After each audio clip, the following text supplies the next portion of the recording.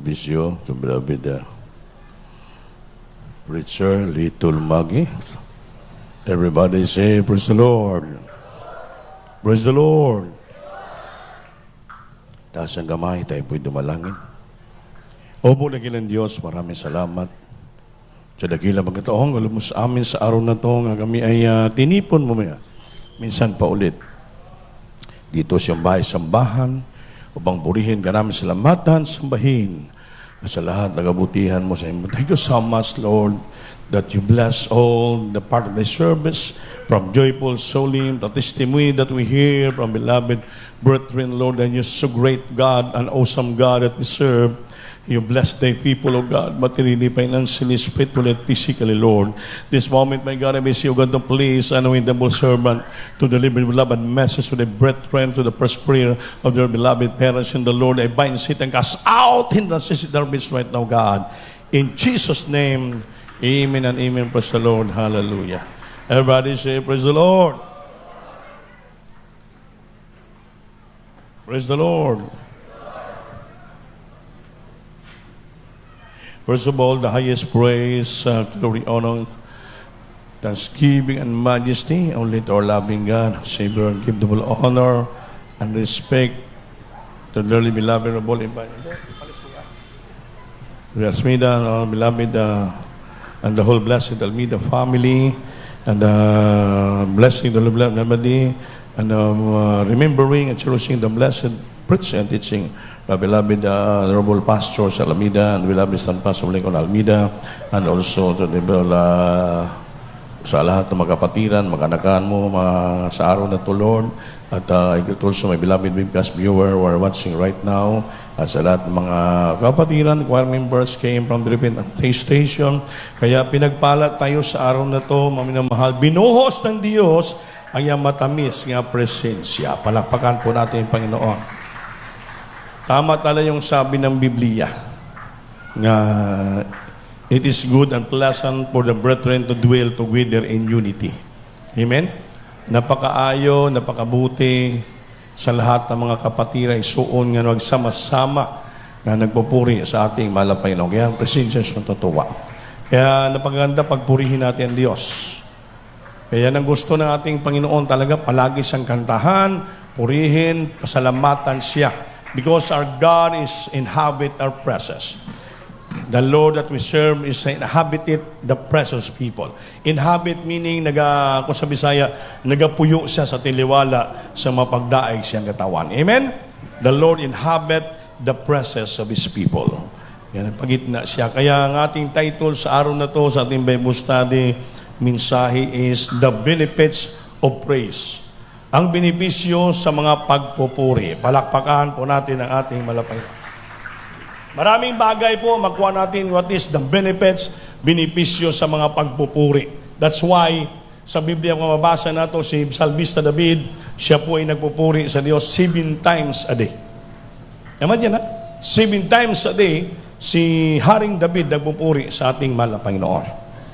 Eh, nung bata pa lang siya, gabantay pa ng mga tupa, talaga nagpupuri na siya ng kanyang harp. Kaya nung si Haring Solomon na demon possessed, walang iba pinatawag kundi si David, nga bata. Ang ginawa, nagawala si Haring Solomon, maminamahal, nagpuri lamang si David, lumayas ang demonyo. Palakpakan po natin ang ating, hindi si Solomon, si Haring Saul, amen. Si Haring Saul na demon possessed. Ang ginawa, nagpuri lamang si David. Lumayas ang demonyo sa puso ni King Saul. Palakpakan po natin, Diyos. Sabi dito, praise offers benefits such as improving mental and emotional well-being by shifting focus, increasing joy, and boosting confidence. It can be also strengthen relationship and provide a sense of peace and purpose. For many, praising God is seen as a way to connect with their faith, gain perspective, and find deliverance from fear and despair. Palakpakan po natin ang Diyos. Pag tayo daw yung nagpupuri, ito po yung nagbibigyan ng benepisyo. Katulad ng pag-improve ng ating mental and emotional well-being. Yung ating mental isipan ba, marami karon may problema, mental problem ng mga tao. Puro in despair, puro sila may mga anxiety. Kaya ito, benefits such as improving mental and emotional well-being by shifting focus. Ma-improve ang ating mental at emotional will para maging maayos. Being by shifting focus. Anong shifting gawin natin yung focus? Magkaroon ng mag-increasing joy. Mag-increase ang atong kagalakan. Amen? And boosting our confidence. Maging mataas ang ating kumpiyansa sa ating sarili. At it can be strengthened relationship. Maging malakas ang ating relationship and provide a sense of peace and purpose. Magbigay siya ng sense of peace para maramdaman mo yung may kapayapaan ka at may makita mo yung magandang purpose ng Diyos sa buhay mo. For many, sa marami, praising God, it seems as a way to connect with their faith. Pag marami na rin nagpupuri, ito po'y makikita po natin nga ito po'y paparaan ng Diyos para mag-connect ang ating panampalataya. Gain perspectives. Makita po natin yung ating mga plano, perspectives sa ating buhay, and find deliverance from fear and despair. Makita po natin yung kaligtasan, kalayaan from galing sa takot at sa mga kabalaka. Palakpakan po natin ating malapang Panginoon. Kaya pag may problema ka, tatakot ka, na in despair ka, problematic ka, may problema ka sa iyong mental health, you are feeling anxiety, fear, takot. Kaya ang pinakasolusyon pala dyan, para mag-increase ang kagalakan mo, maging matatag ang imong taas yung confidence mo sa sarili, hindi ka ma-discourage, ay ang pagpupuri lang. Amen? Nalulungkot ka, problematic ka sa bahay mo, para bang hindi mo intindihan anong nangyari sa buhay mo. So, you go to the church, o sa inyong bahay, magpuri ka. Purihin Panginoon. Kung hindi mo kaya magpuri, basically, o magpatugtog ka ng mga tapes, o pakinggan mo yatin mga live streaming, may mga joyful yan, may mga solim sa YouTube. Yun, pakinggan mo yan. Sabayan mo, magpupuri ka, palakpak ka, sumigaw ka doon palagi. So, magdala. It brings confidence to yourself. Mabalik yung tapang mo, mag-increase yung joy mo, mga minamahal, at ang mental emotional mo maging mabuti. Mga naman, na-focus ang isipan mo. Kasi pag ang tao may sakit, may mental health, emotional, parang tinatakot ng demonyo. Tinatakot. May nag-message sa akin dito, taga-ibang bansa. Taga Cagayan taga Carmen lang. Yung mama niya sa Netherlands. Mayaman Sabi niya, Brad, magpatulong siya, mabisita siya ang anak sa Carmen kasi may mental health problem ang anak ko. Kasi nagdagdag sa shabu, nagdadrugs. Tulala. Wala sa sarili. Parang grabing anxiety, discouragement. Kasi yan napapasok mo Sabi ko, simple lang yan, sister. Dalhin mo lang sa gawain dito, bautismo natin at magpupuri kaya ang mabalik, ang kagalakan, kasiyahan, confidence sa anak mo, maligtasan. Yan, ganun ba? Malami ng gastos namin, Brad. Dinala ko na sa Revelation Center. Danan, lahat, counseling, lahat mga doktor. Sabi ko, pag ang mga tao magkaroon ng mental health problem, emotional problem, wala pong doktor magagamot yan. Kahit sino pa magaling nga psychiatrist, neuro, counseling, hindi mo madala po yan. Ang magpagaling yan, walang iba. Ang Diyos lamang sa magitan ng pagpupuri. Amen. Katulad kina, grabe ating pagpupuri. Kumanta ang mga single, youth, Pine Square, grabe ang presensya ng Diyos. Sino bang na-relief? Sino bang pinagpala? Sino ba nagkaroon kagalakan, kasiyahan? Tingnan mo, pinagpala tayo. Totoo ang pagpupuri to boost our confidence. Magkaroon tayo ng kagalingan sa nararamdaman natin na wala tayong problema. Katulay, balik ko itong testimony at tumlamis noon. May mga ibang sa ibang station, dumalo dito, grabe moving sa Holy Spirit. Pag-uwi nyo sa isang station sa Ingoog, nagpatutuo siya, sabi niya, grabe. Nung dumalo ako sa Genduro City, hallelujah, grabe daw doon ang pagpupuri. Terrible ang presensya. Sabi niya, pagpunta ko sa sambahan, gulong-gulong isipan ko, napakabigat, dami ko iniisip. Ngunit nung pag-uwi ko sa bahay, para kong nabunutan ng tinik. Lahat na tinik sa puso niya, isipan niya, lahat, nabunot daw lahat. Napalitan ng kagalakan, kasiyahan, bumalik ang iyang kumpiyansa sa sarili, tuwang-tuwa siya. Mga minal, kaya ang pagpupuri, napaka-importante sa Kristiyano. That's why we have so many benefits in praises to our loving God. Kaya huwag tayo maging tamad-tamad sa pagpupuri. Amen. Magsamba tayo, magpuri. Palakpak, lukso, singgaw. Amen. Talagang ganun. Kailangan po natin yun. Amen ba? Kaya hindi po nakatingin ka lang sa mga nag-aawit dito. Lahat mag-cooperate, lahat magtaas ng kamay, lahat lumuhod, lahat magsisi, lahat umiyak, sumigaw, lahat para ma-invite mo ang Holy Spirit papasok sa puso mo. Then, magkaroon ng complete relief sa buhay mo. Then yung presabi kung where the Spirit of the Lord is, there is liberty. Kung saan daw ang banal ng Espiritu ay may prong kalayaan. Tignan mo si Saul, na demon possessed, demonyo yan ha. Inawitan lang ni David ng kanyang harp, dahan-dahan lumayas ang demonyo. Nakatulog si Haring Saul, naging payapa siya sa harapan ng Diyos. Everybody say, praise the Lord. Praise the Lord. Kaya nung sabi ng Biblia, kaya hindi pakibasa, Psalms 100 verse 4. Amen, praise the Lord. Dito po sa aklat ng mga awit, 100, talatang 4. Magsipasok kayo sa kanyang mga pintuang daan na may pagpapasalamat at sa kanyang looban na may pagpupuri. Amen. Magpasalamat kayo sa kanya at purihin ninyo ang kanyang pangalan. Palakpakan po natin ang Diyos. Everybody say, praise the Lord. Anong sabi dito? Una-una, sa Psalms chapter 100 verse 4, anong sabi dito? Napagandang bersikulo. Enter into His gates with thanksgiving. Amen. Pag umasok kayo sa gate ng sambahan, unahin mong pagpapasalamat. Amen ba? Enter into His gates with thanksgiving.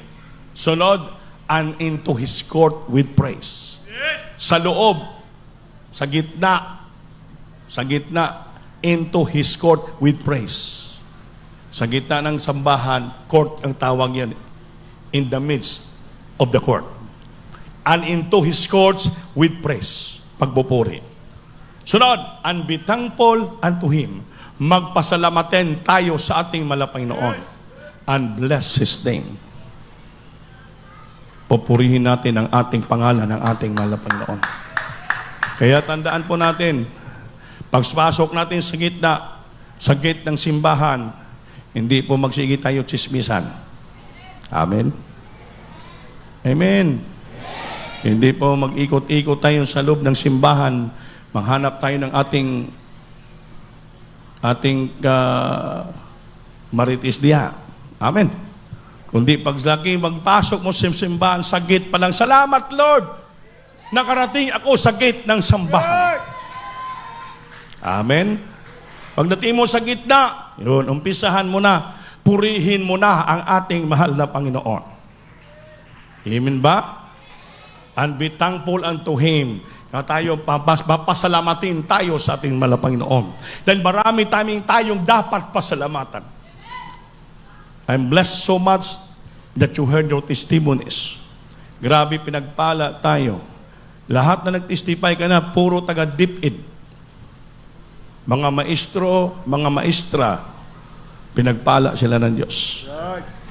Nag-start sila sa simpleng maestro at maestra, na-promote sila, Nagka-eskwela sila sa kahagawing kahirapan. Sumunod sila, nakilala nilang Panginoon. Sa kabila ng kahirapan sa buhay, sila po inaho ng Diyos. Sila nakagraduate sila ng eskwela. Pinatrabaho sila ng ating Panginoon. Pinurmot sila ng ating Panginoon. Pinagpapala sila ng ating mahal na Panginoon. Natuto sila maglingkod. Tapat sila sa mga pagbibigay na sunod na kalooban ng Diyos. Ngayon, gabing testimony, nagtatamasa sila ng grasya at biyaya, magpala galing sa kahirapan ng buhay. Mga mil pinakita ng Diyos na totoo ang kanyang pangako, pangunahin mong kaharian at katwiran ng Diyos. Ang lahat ng bagay idaragdag ng Diyos sa buhay mo.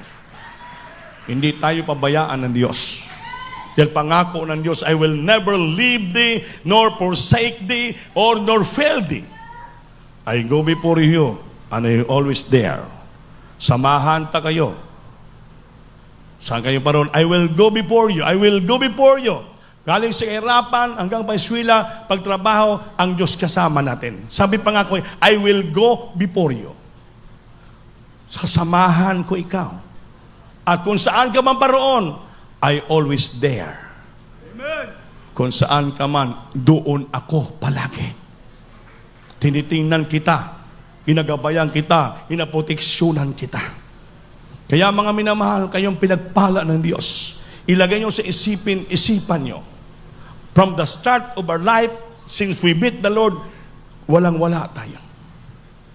Yung natanggap natin pagpapala ngayon, okay, sabihin natin, sa ating pagsumikap yan. Okay. Kaya kung di tayo magsumikap, hindi we cannot reach the goal of success kung tayo magsumikap.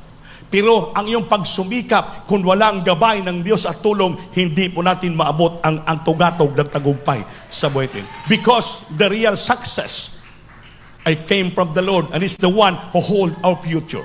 Our true future is in the Lord, in the hands of God. Kaya isipin nyo palagi, naging ganito na ako ngayon sa aking buhay.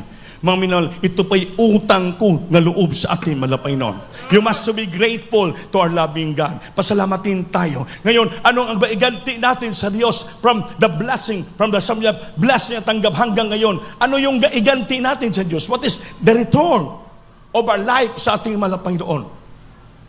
Siyempre, pinagpala ka na.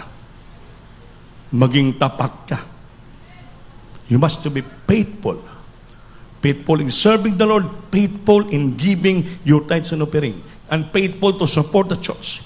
Maliban sa testimony mo, you give your pledges, you love offering. Lalo ngayon, nangangailangan tayo ng kailangan malaking halaga because napiprepare tayo ngayon ng ating anniversary church.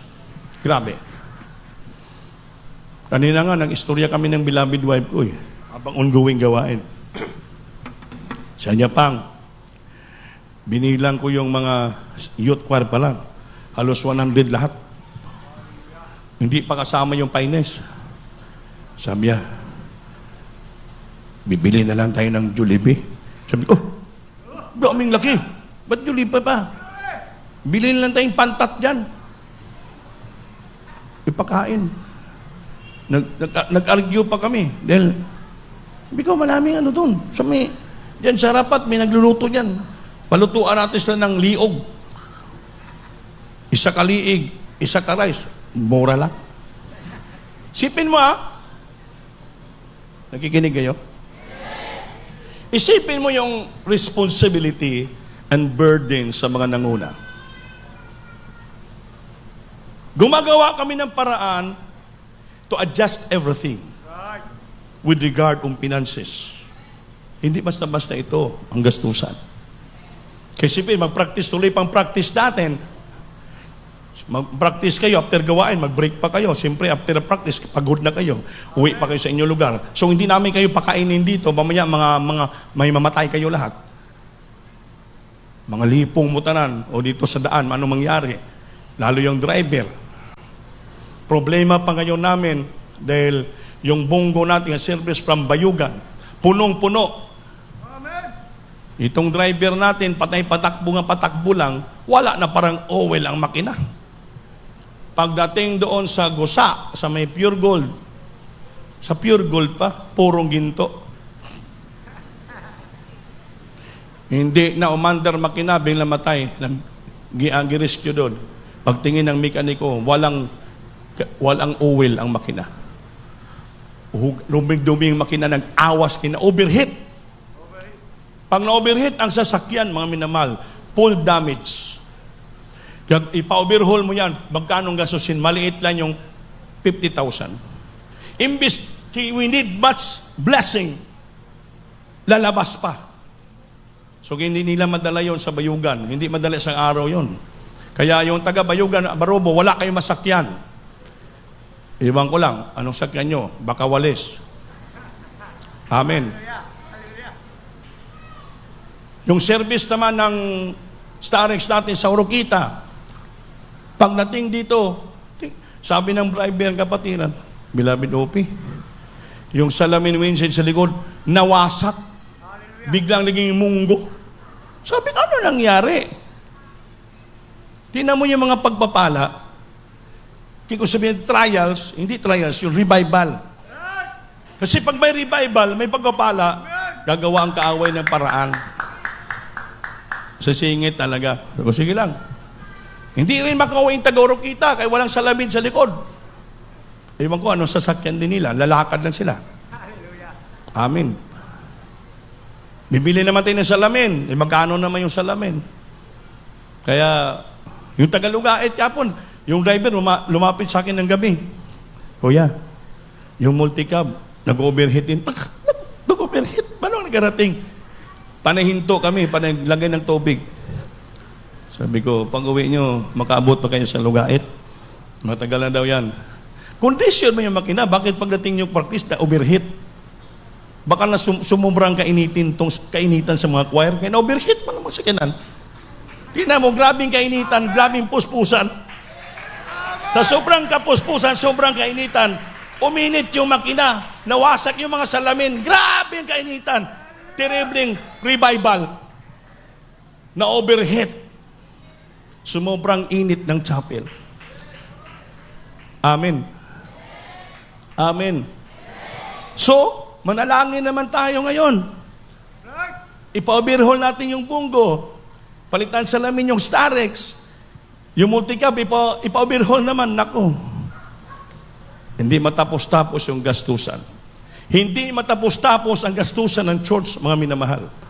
Baka sabihin, katulad sa Surigao kami, may kapatiran, nagkipag-away sa amin, yung kapatid niya. Kaya sabi niya, Kuya, hingi ng budget. Hindi namin bigyan namin kasi walang pera. Sabi sa akin, kami bigay lang ng kapatid ko ng 11,000 sa inyo eh. Sana yung 11,000? Di, nagalit ako, hindi naman nagalit. Sabi sa mga worker, tawagin yung mga worker nagbibilang ng pera. Totoo ba may natanggap silang nabilang 11,000? Di, tinawag namin. Kuya, wala mang 11,000 kami nabilang. Kay kumpanya sila, kasosyo sa isda nga negosyo. Hindi niya alam, yung bayaw niya pala, ang binigay lang doon sa offering cloth, listahan, 1,100 ang kanyang hinulog na listahan. Dinoko niya pala yung makasamahan niya dahil yung pera na 10,000 ginastos siya dahil binayad niya sa isda niya kaya nabulok yung isda nila kaya hindi nagbigay ng test ng piring. Nasisi pa yung mga manggagawa kapwa ko, sabi ko, mangluloko kayo, papatayin ka ng Diyos. Kuya, wala naman kami. Tinignan namin, papel lang hinulog na 1,100. Parang 11,000 ginano niya, pero ang hinulog niya lang 1,100. Sabi ko, malaman natin. Pagsunod araw, nalaman. Nagpastigan sa paso lahat. Kaya nagagulo sila. So, nagpasting 3 days, saka nagsabi, Beloved Opi, patawarin niyo ako. Nangloko ako. Ginastos ko yung 10,000. Sabi ko, tamo, sisihin niyo pa kami. Gawin niyo pa kami mga sinungaling. Kayo palang nagsinungaling. Ano nangyari? Sunod na araw, isang banjira na isda, nabulok, walang bumili, tinapon sa dagat. Pag nakawan mo ang Diyos, dako. Linoko pa ang church. Ang inulog lang papel, 1,100. Alanganin pa yung kapagabutang ng kama para sabihin 11,000. Kaya miniwala yung kapatid niya, 11,000. Inaway pa kami. Saan yung binigay ng kapatid ko ng 11,000, Kuya? Ano ginawa ng mga worker? Uy, kami pang sinisi. Doon nalalaman. pinagpapalo sila. Hindi mo pwede sabihin nga, nangluloko ang mga manggagawa. Kaya kami dito, for within ilang taon na ng aming paglilingkod sa Diyos. Yung abang lingkod yun, nakikita yung buhok ko, usahay puputi, usahay mo ito.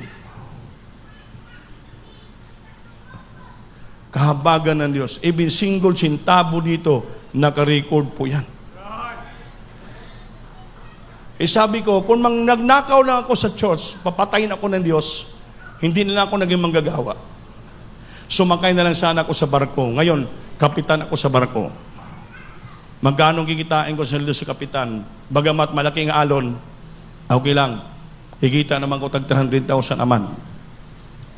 Kaya dito, walang alon, marami namang problema.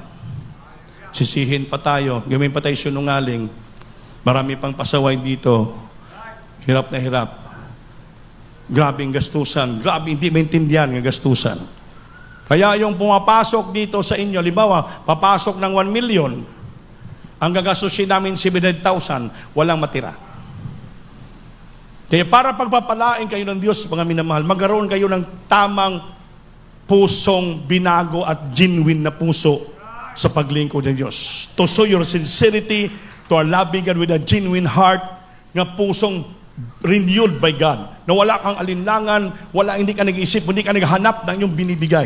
Isipin mo, nagbigay ka na ng malaki, sabihin mo, maliit pa, wala pa akong binigay. Pastor Wise, kahit malaki ng binigay sa wala pa akong binigay. Para ano? Lalo ka papunuan, lalo ka papalain ng Diyos. Kaya hindi ka nagmayabang, hindi mo binibilangan ng Diyos. Kung sabihin, malaki ng binigay ko dyan, pag sinabi malaki ng binigay ko, bayad na sa Diyos yan.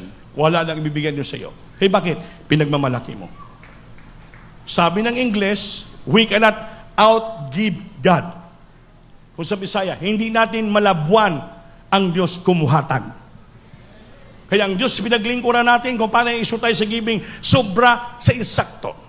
Ang Diyos yung pinaglingkuran natin, He is the author of more than enough God. Siya ang author ng sobra sa insakto ng Diyos. Because our God that we serve is a more than enough God. Sobra at higit pa ng Diyos na magbibigay ng blessing sa ating lahat. Dahil linikha niyang langit at lupa, lahat na bagay na makikita natin, lahat na maabot natin paningin, linikha ng Diyos po yan. Binigay niya lahat sa atin, sobra at higit pa sa pangailangan ng tao ang ibinigay ng Diyos. That's why we cannot outgive God of His riches in glory in heaven.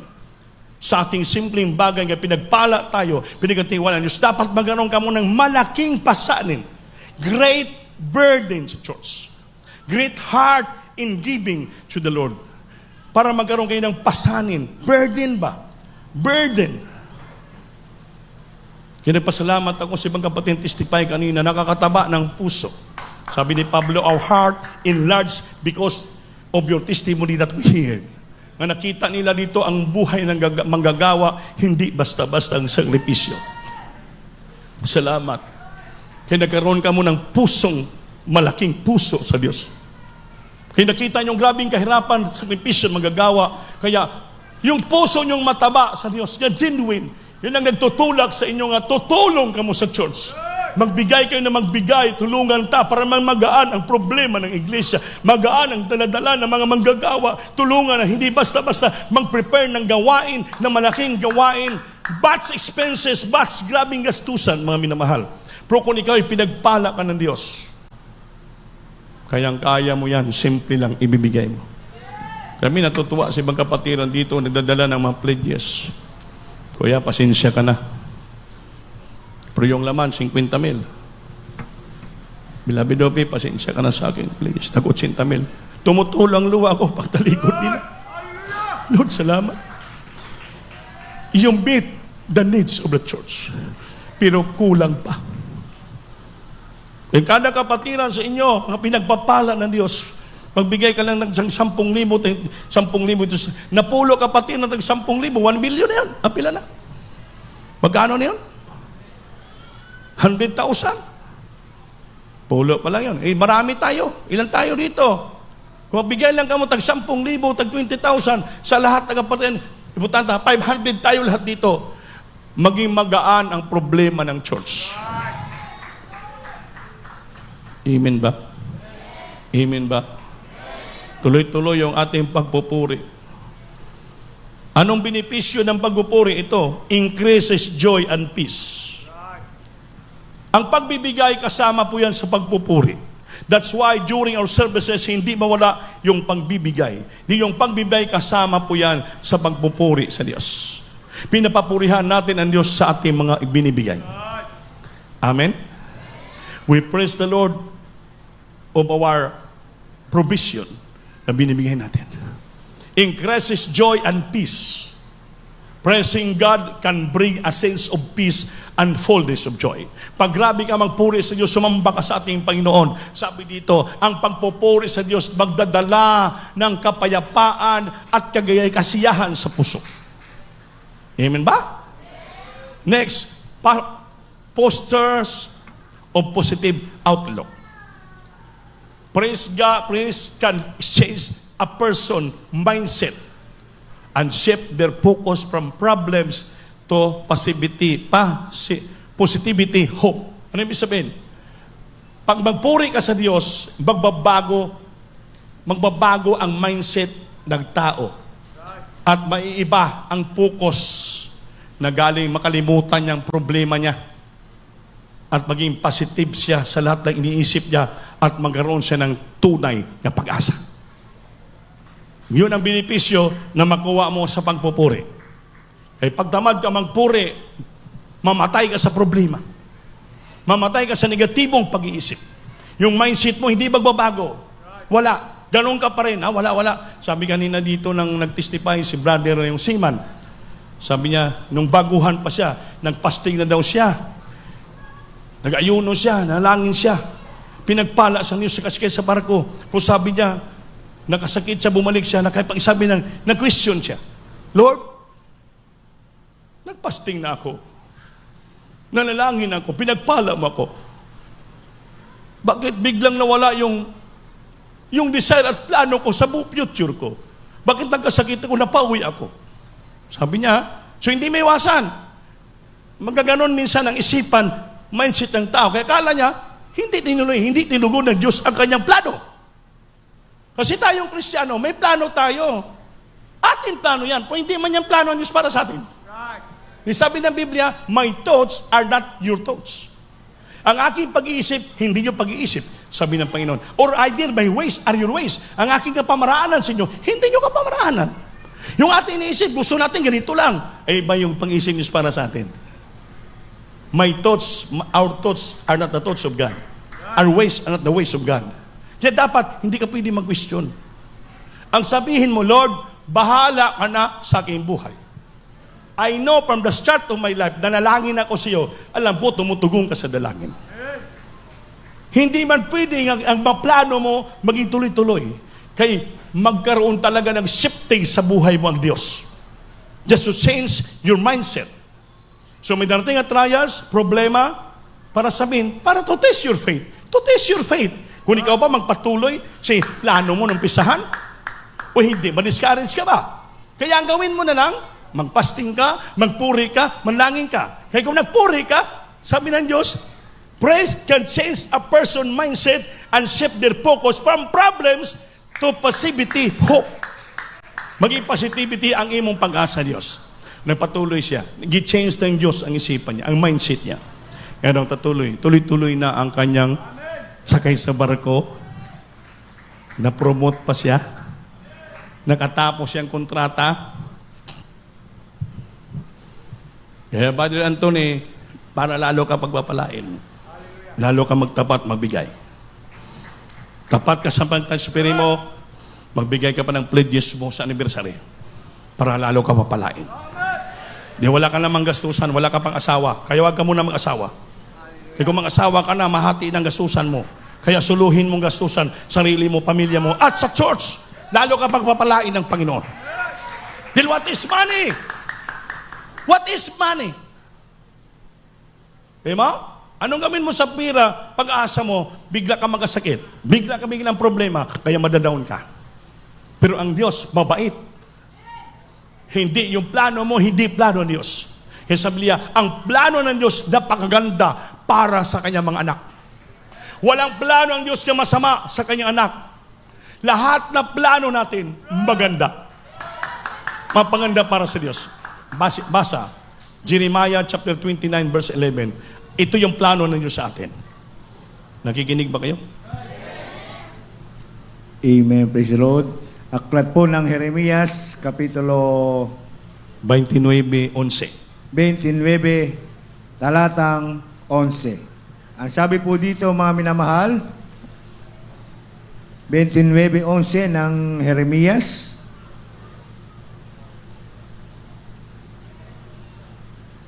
Sapagkat nalalaman ko ang mga pag-iisip na aking iniisip sa inyo. Amen. Sabi ng Panginoon, mga pag-iisip tungkol sa kapayapaan Amen. at hindi tungkol sa kasamaan, Amen. upang bigyan kayo ng pag-asa sa inyo huling wakas. Palakpakan natin Diyos. Tingnan mo yung plano na doon sa atin, napakaganda. For I know the thoughts that I have think toward you. Alam na ng Diyos ang ating pag-iisip na para sa atin. Sabi ng Panginoon, anong isip ng Diyos para maging payapa tayo? Hindi po maging masama. Walang plano ang Diyos maging masama tayo. Ang kanyang plano isip, kapayapaan para sa atin. And I know the thoughts that I think towards you, saith the Lord, thoughts of peace, not of evil. Sa atin kasi, minsan, advance ang isip natin. Gusto natin ganito kagad eh. Pero ang Panginoon, kalatin, masama na nangyari sa atin. Tandaan, walang iniisip ang Diyos na maging masama para sa atin. Saith the Lord, thoughts of peace and not of evil. Right. To give you, bibigyan tayo, to give you an expected end. Bibigyan tayo ng tunay ng pag-asa sa huli ng ating buhay. In the end of the day of our life, ang plano ng Diyos, maganda plano para sa atin. Diba? Nagpatuloy-tuloy yung trabaho natin sa barko, tuloy-tuloy yung trabaho natin sa DepEd, tuloy-tuloy yung trabaho sa opisina, tuloy-tuloy yung mga pagsubok, mga pagpapala sa negosyo.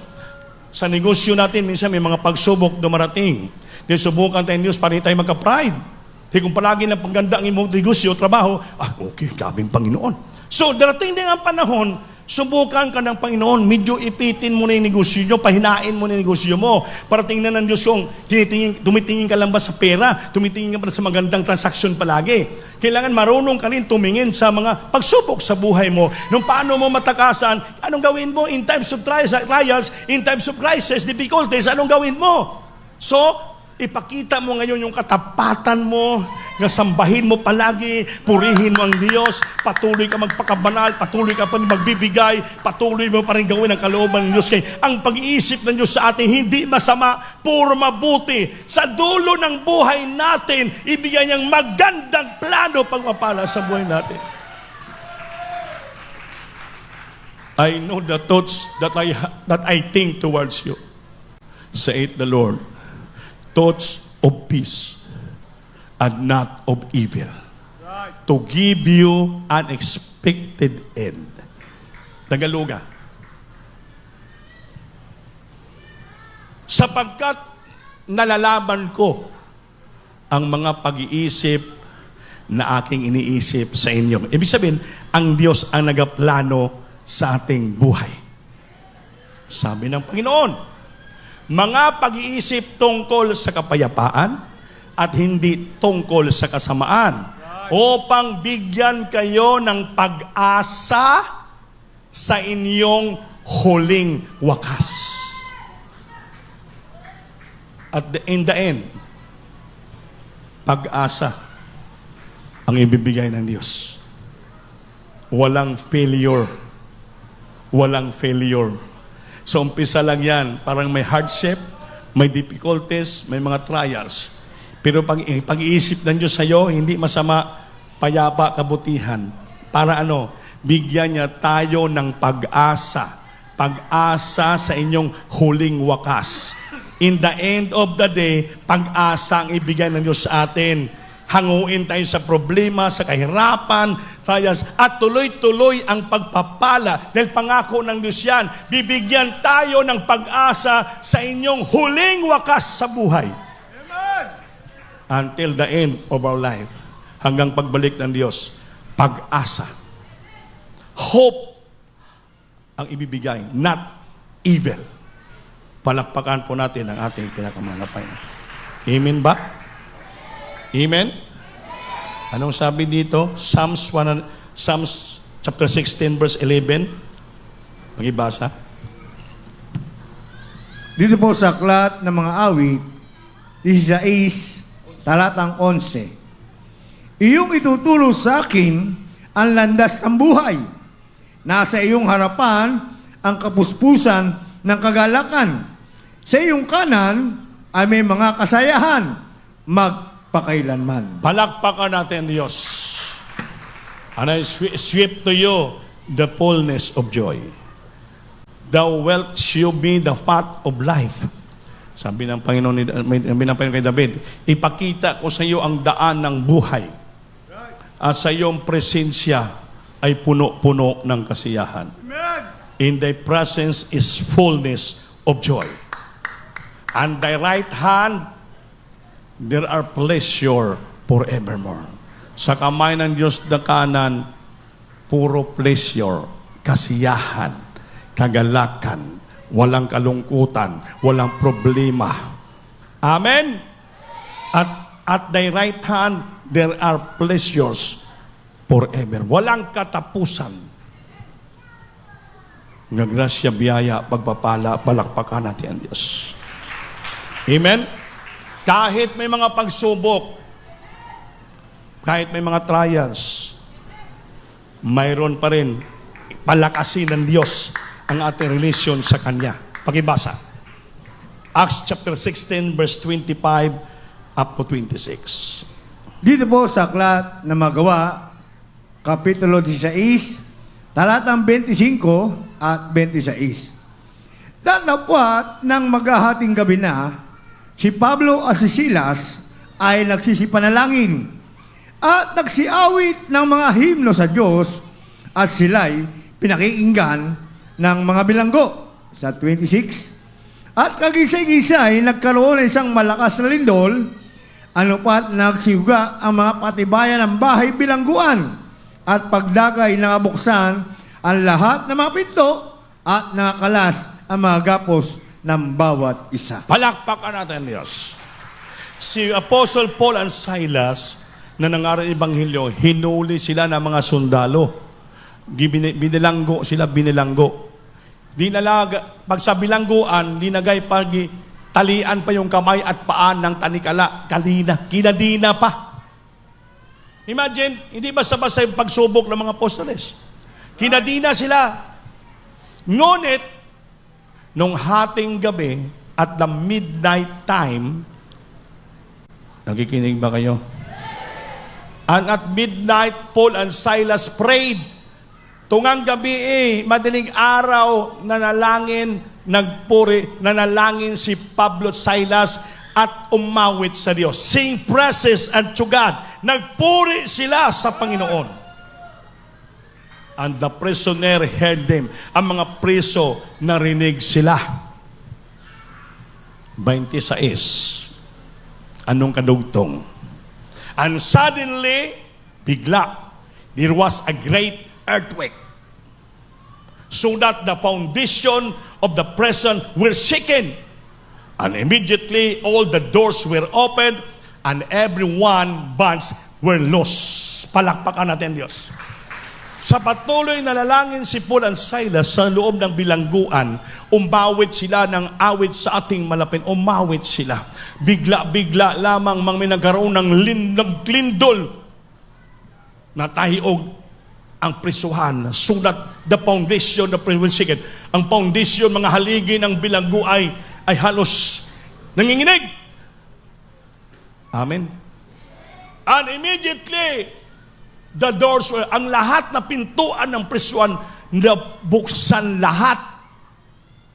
At lahat silang binilanggo, nakagapos. sila tanan napalaya. Pinalaya ng Diyos. Kahit may pagsubok, may trials, may gapos ng kaaway sa buhay natin, may difficulties, may hardship, may trials in life.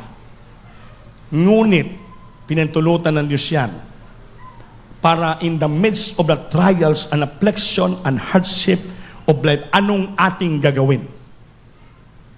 Amen? Amen? Ano ating gagawin?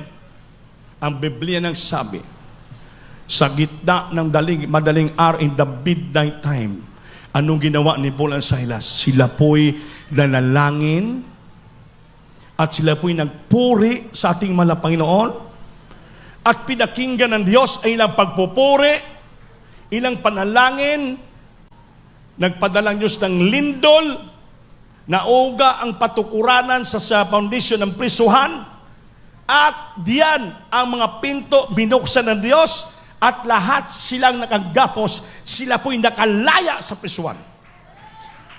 So pag may mga problema tayo ngayon na hinaharap, may mga trials tayo ngayon na hinaharap, simple lang palang solusyon. Hindi saan ka pupunta, sa albularyo, sa mga psychic power, sa saan ka pupunta? Wala kang pupuntahan. Mahilig ka matulog hanggang magdamag, panood ka lang ng cellphone, TV mo. Dapat ugaliin mo, sabi ni Paul and Silas, madaling araw, kalahating araw, gabi, midnight, imbis matulog sila, ang ginawa, lumuhod, nanalangin, nagpuri, umawit sa Diyos. Kaya napakasarap, purihin, kausapin ng Diyos yung tahimik ng paligid. Subukan niyang lumuhod, manalangin, midnight, alas 12 ng madaling araw, walang disturbo. Magsumamo ka, parang kausapin mo ang Diyos para sa harapan mo lang. Purihin mo ang Diyos, madali ka mapakinggan ng Diyos. Kaya ang mga gapos ng problema sa buhay natin, kahirapan, karamdaman, ang klaseng problema din sa ating buhay. Pag matuto ka, lumuhod, manalangin, madaling araw, pinupuri mo ang ating Panginoon. Ang Diyos matutuwa, pakinggan ka ng Diyos, hallelujah. Bababa ang kapangyarihan ng Diyos, pakinggan ka ng Panginoon. Ang lahat ng gapos, problema, karamdaman, sibratian sa buhay natin, alisin ng Diyos ang mga tanikala. Buksan ng Diyos. Palayain tayo ng Diyos sa mga problema, sa mga karamdaman, sa kahirapan. That is the benefits of praises to God. Benepisyo, pagpapala natin matanggap sa Diyos. In the midst of trials, in the midst of difficulties, in the midst of hardship in life, yun ang gawin natin, maminamahal. Lumuhod, manalangin, purihin mo ang Diyos. Sino marunong magpuri? Taas yung kamay. Sino marunong umawit sa Diyos? So yun ang gawin natin. Sino marunong manalangin, lumuhod? Lahat tayo, tinuruan at tayo ng ating mahal na Panginoon. Sa oras ng kagipitan, sa oras ng problema, gawin natin, madaling araw, lumuhod ka, purihin mo ang Diyos. In the wait time, anong wait time? Tahimik na oras. Dahil pakinggan ka ng Diyos. Bababang Diyos nagikinig. He inhabit the presbytery. Nagpagitna siya sa pagpupuri ng anak niya. Kaya bumaba, naglinog, naglindol, wasak ang lahat ng puste. Pinalabas sila ng ating pinakamamahal na Panginoon. Palakpakan natin, Diyos paminamahal. Hallelujah. The Lord will provide deliverance. Siya mag-provide ng deliverance. Siya mag-encourage sa ating, mag-straighten ng ating relationship sa ating Panginoon. Maka-encourage pa tayo ng ibang mga tao. We invite God's presence, itong linog, lindol, that is the presence of God. Sa pagpupuri, pagluhod natin, we invite the presence. Ganina, grabe ang presensya ng Diyos. Grabe, parang naglindol sa ating kalagitnaan. Grabe ang presensya. We invite the presence of God by means of praises. Kanta sa mga choir. And He provides deliverance. Iligtas tayo ng Diyos. Amen? At makita mong himala kung paano kaliligtas ng Diyos sa mga pagpupuri, panalangin. So, i-increase ang iyong pananampalataya. Lalaking pananampalataya, hindi tayo panapabayaan ng Diyos. Buhay ang Diyos natin, tumutugon sa dalangin. Kaya yung testimony ni Sister Sheena J. Itong 2018, nag-anniversary tayo dito, umuwi sila. Kami, minsan, isa lang kami nakadaan doon. So, yung sinabi ang daanan, yung dito sa may bandang, sabi lang yung lugar na magandang lugar, pero grabe katarik. Muntik na kami nahulog doon, hindi nakaakyat yung Grandia. Hindi na kami umulit. Maliit na daan, puro Muslim area ang daanan mo. Doon sila na-disgrasya. Pero grabe mala, narinig yung patutuo. Abang nagpatutuo, umiilak, tumutol ang luha ko. Totoo nangyari yun. Totoo ang Diyos. Kulang pa ngayon eh. Before nangyari yun, mayroong kapatiran na naginip siya. He saw in the dream yung mangyari sa buhay nila. Before pa nangyari yung aksidente, na naginip na siya. Na yung sakyanan lang gumaganong-ganon. Pero nakita niya sa panaginip, actual nga panaginip, actual nga nangyari, actual footage, viewing nakita sa panaginip. Nang mahapis sa mahulog sa bangin, may malaking anghel, nagdipa. Hinarangan ang van, kaya nag-bounce doon ang van, anghel ang humarang, bumalik sa kabila, bundok. May anghel naman doon malaki, nag-bounce ang anghel, bumalik sila dito. Sa tulay, mahulog sila. May anghel na kandipa, laking pakpak, panahinto yung van. Nakaganon, proteksyonan sila. Before pa mangyari yung vaccine will happen, pinakita na sa isang kapatiran ang mangyari. Buhay ang Diyos natin. Kaya huwag tayo magsawa, magsamba. Huwag tayo magsawa, magpuri, manalangin, umawit. Huwag katamad sa mga panalangin. Because there so many benefits in presence to our loving God. It provides deliverance. Ligtas tayo ng ating mahal na Panginoon. Makita tayo himala, lalo lumakas silang panampalataya. Totoo ang Diyos. Releases the Spirit. I-release niya yung spirito ng kahirapan, burden, sin and burden because of presence to our loving God. Praise can feel like a way to release the weight of sin and other burdens.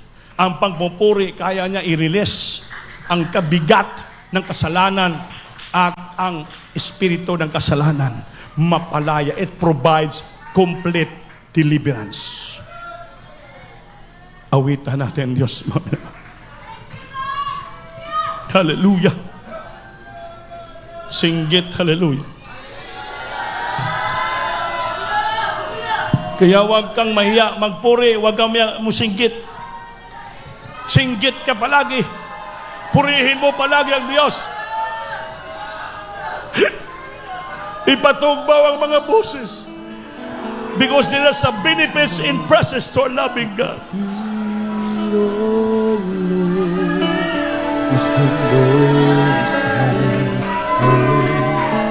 Jesus. Kaya swerte ka, tinawag ka maging choir. Adult single finance upang magbigay ka puri sa ating malapay noon. Magbigay ka ng pagpupuri sa Diyos. Lahat tayong kapatiran, magbigay ng pagpupuri sa ating Panginoon.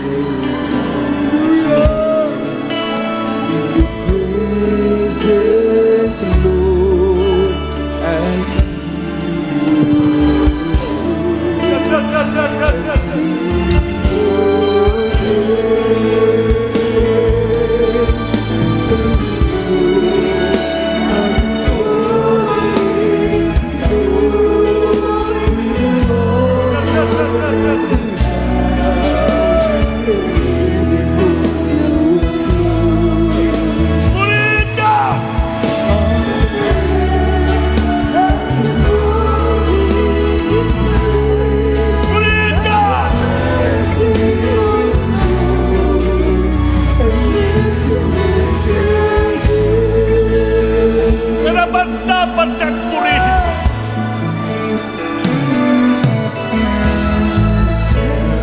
worthy to be praised.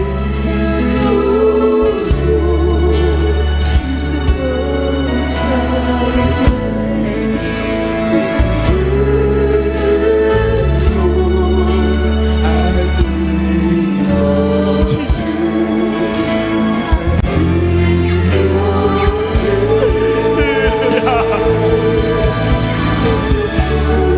Sing it, hallelujah. Dahil kang ilaw. Jesus.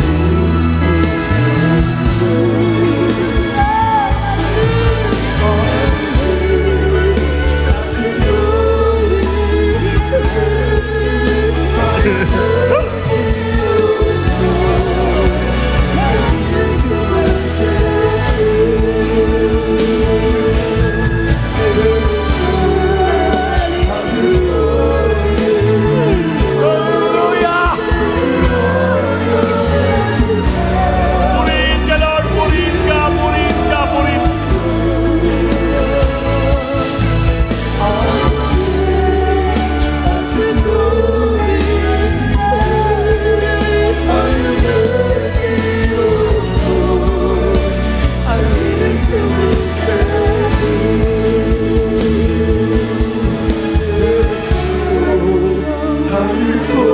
Jesus.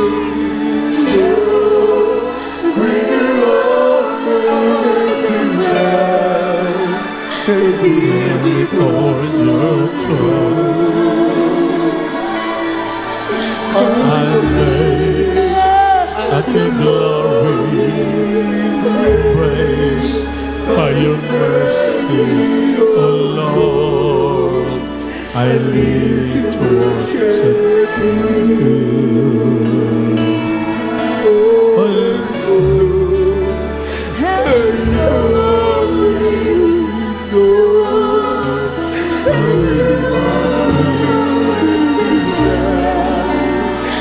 Live for your throne.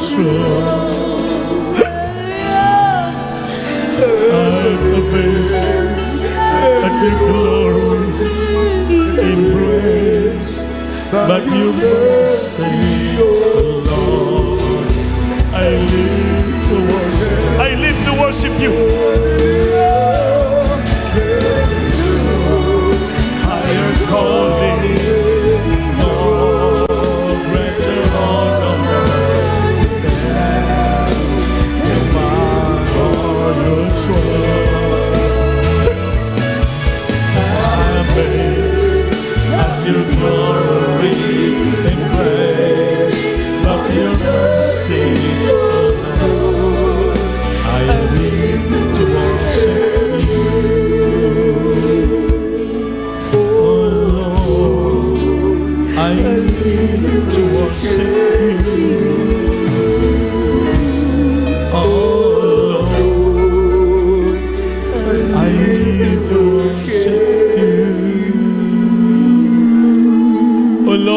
We live to worship you. Panginoon, nabuhay kami upang sambahin ka at purihin. Binuhay mo kami, Lord, upang kami magsamba at magpuri sa iyo. Maraming salamat. Tinuruan mo kami magpuri sa iyo. Oh Lord, we live to worship you and praise you, my God. Ang aming buhay, hiram namin sa iyo. Kaya binuhay mo kami upang kami magpuri at sumamba sa iyo. Kaya maraming salamat. Hallelujah. Jesus. Wala kami may ganti sa iyo, Lord. Kulang pang buhay namin bigay sa iyo. Sobra-sobra ng biyaya, pagpapala mo. Kilob sa aming buhay. Maliit pang aming nagawa para sa iyo. Sa iyo, malaki ng bagay ginawa mo sa buhay namin. Di paano ka namin mabayaran, Lord? Kaya ilagay sa isipin natin, napakalaking bagay ng binigay ng Diyos sa atin. Ngayon, ano naman ang ating maibigay sa Diyos? What can we give to the Lord? Of course, first of all, our life,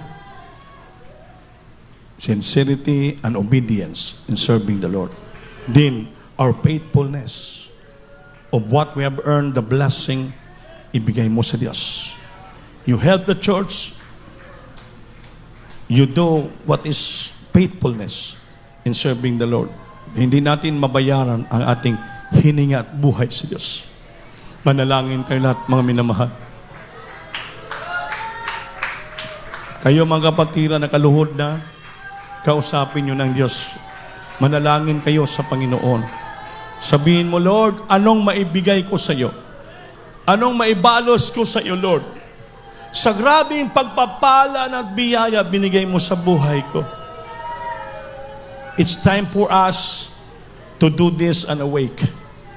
We need more blessing, cooperation, and unity in our church. The Lord need your financial blessing to support the church. Gawin mo, Lord, anong magawa ko para sa iyo? Anong maitulong ko sa iyo, Lord? Sabihin mo ngayon, nakikita ng Diyos yan. Kay sobra na, Lord, ang binigay mo sa akin, anong may ganti ko sa iyo maibalos? Siyempre, tulungan natin ang church. Simpleng promises, simpleng vow, simpleng pledges sa ating mahal na Panginoon. From your heart, from your genuine heart, ipakita mo sa ating mahal na Panginoon. Manalangin kayo, kausapin ang Diyos. Talk towards Jesus habang ginapadawat ko ang ating bisita. Ibayaw kamot nyo, sister. Sabat ka mo sa akong pangamuyo. Ipiyong amata. Kamu diya nga nakaluhod niya kay sunan, mga muyo na kamo sa Diyos. Istoryahan nyo ng Panginoon. Unsa may ato, maibahatag, maibalo sa Diyos. Made your promises to God. Make your vow to God. Make your pledges to God. Unsa ang akong maibalos sa Diyos. Sabat ka mo nga duwa sa aking panalangin. Lito ka nyo ni sister. Isulti nyo, amahan ko sa langit. Sa ngalan ni Ginoong Hesus, mahal na Panginoon, patawarin mo ako sa lahat kong pagkakasala, pagkakamali. Tinatanggap ko po ikaw na aking tagapagligtas. Diyos o hari sa aking buhay. Sulat po ngalan ko sa langit, ligtas mo ako. So, dalangin mo na, Pastor, in Jesus' name. Salamat sa kaluluwa, lumapit sa iyo, Lord. Ako'y dalangin, patawarin mo sila, isultahan sa langit, pagpalain mo sila niya. Sa patuloy maglingkod sa iyo. Magmilagro ka sa buhay nila, Lord. Ikaw ang Diyos, kumilagro sa Panginoon. Sa ulat na lima na, Pastor, sa pangalan ni Jesus. Amen. Singgit talaga. Ngayon, manalangin na tayo lahat. Kausapin mo ang Diyos. At kinakausap ka rin ng Panginoon. What is our promises? What is our vow? Like this to God. Kaya sobra-sobra ng pagpapala natin tanggap sa Panginoon. So, ano naman ang ating maibalos sa Panginoon? Nangailangan ang iglesia ng tulong. Lahat tayo makinabang nito at tayo ay pagpapalain. Dahil yung tulungan natin hindi tao, ang iglesia ng Diyos. Opo, mahal na Panginoon, sunod na langin ng beloved parents in the Lord. Nandito kami sa harapan mo, sumamo. At you heard and you know sa heart, from our genuine heart, changes heart, Lord. You seen and you heard our prayer. Our promises are vowed to the Lord. Please, grant the prayer of thy people, Lord. Pagpalain mo sila sa material, financial, physical, spiritual bagay, Lord. So they can do it what they have vowed and promises to the Lord. Pagpalain mo lahat sila. In all means, Lord, palanginin ng negosyo, ilang trabaho, ilang negosyo, hanap buhay.